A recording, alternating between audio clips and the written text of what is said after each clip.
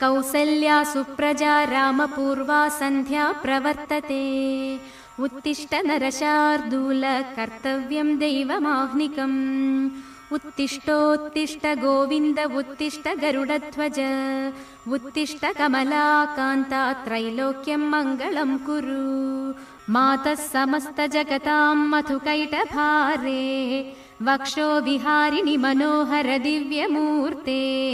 श्रीस्वामिनि श्रितजनप्रियदानशीले